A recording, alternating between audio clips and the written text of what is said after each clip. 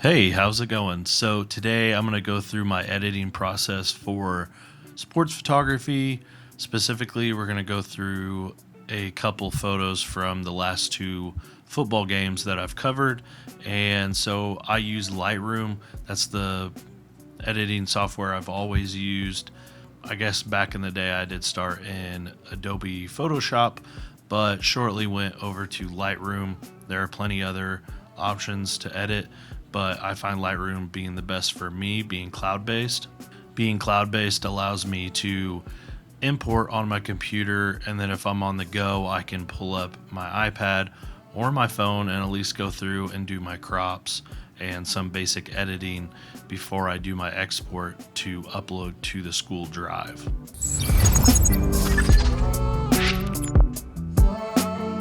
So with that said, we're going to jump into Lightroom and get started. All right, so I always start by going through all of my photos by cropping them. I find it a little faster if I just go through and I crop, and then I can go all the way back to the start again and start making my adjustments there. But we're going to go through this a little differently just to kind of get the point across. So once I get my crop in, I do leave quite a bit of crop, quite a bit of space around usually the athlete. This allows the school to add graphics for stat lines or final scores and stuff like that. But once I get my crop, I will go and I usually click auto. That'll get me a base starting point for my image. I do shoot in RAW, so it's gonna need a little more contrast, saturation, stuff like that. So typically I usually bring the shadows back down. The highlights are usually a little too much to the point where it looks a little unnatural. So I usually bring that up just a little bit. Then I'll start going through and making my slight adjustments, fix the horizon here. So I'll add some contrast. Usually I'll put the exposure back at 0 and kind of make adjustments there. And then a lot of times I will have a preset that I like to use. These presets I've just had for a while. I usually use the same one. Now I don't max out at 100%. I usually bring it down to like 20 to 30 depending on how the photo takes the preset. And then from there, I'll usually go to color, make sure my white balance is set properly. Sometimes the auto just doesn't read it right for a cloudy day, so I'll bring that up. I make sure my saturation isn't completely too low on any of the key colors, like our school colors, crimson and gold. So I'll usually bump those up a little bit just to keep that pop in there for our school colors. If I have to mess with the hue, I will jump into the hue. Make sure the grass is the proper green and stuff like that. I'll just kind of make easy adjustments as I go through here. So we'll go back up to auto here. This was a reaction photo after a big stop. Luckily I was on the sideline where he was walking, he was coming through. Bring the shadows down a little bit. Bring the highlights up. I try not to mess with the shadows too much or the exposure, just to not introduce extra grain or anything like that. But then let's see, we will throw that preset I usually use on. Boom, bring it back down. Sometimes it's just a little too much, but it gives me a good starting point of where I want to be. So this one's a good photo for graphics when they want to post up the final score or something, especially if it's a big win. Like this one, we won by 1 by a stop on the goal line, so that was huge win for us.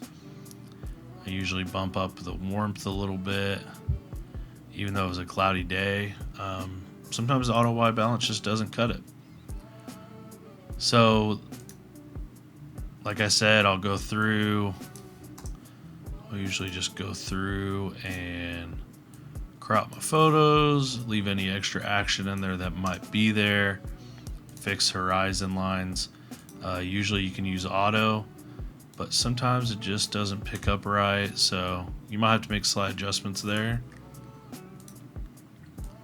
But I'm always shooting before and after the play to get any photos like this, like the tight end just lighting up, getting ready for the play. But yeah, my editing is pretty basic. I'm still finding what works best for me. But as of late, at least this year, it's been auto to start off, make slight adjustments from there, throw my preset on, adjust that so it's not too much, jump down to the color, make sure it's properly white balanced, and just kind of work with that until I get what I'm looking for. Crop is very light, as I mentioned. The school likes to use it for graphics and stuff or cutouts, so I try not to touch those too often.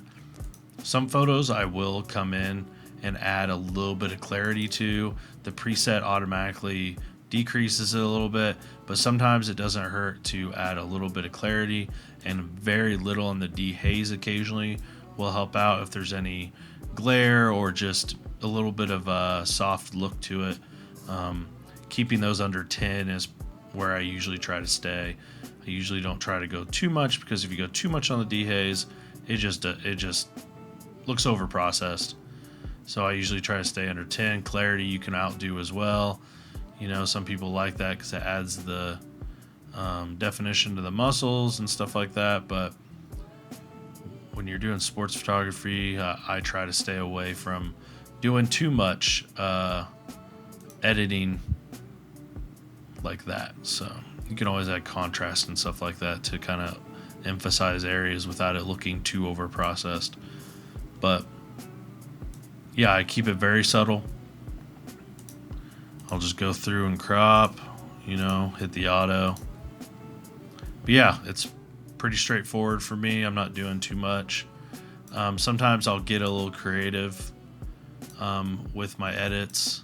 If it's not going to the school and I'm just going to use it for social or an Instagram post, if I just want to have a cool photo, I'll go through a little different process of things and allow to push, go a little further on the settings to an extent. Like this one I had a little fun with earlier in the week, kind of just seeing what I can do to kind of get a cool image out of it. So I did go a little higher on my settings, just messing around with this photo earlier in the week, adding vignetting and stuff like that. I don't mess with grain much. I know that's kind of the thing right now for, to get that film look, but I try to stick with less grain as possible when possible. So like I said, I keep it pretty simple.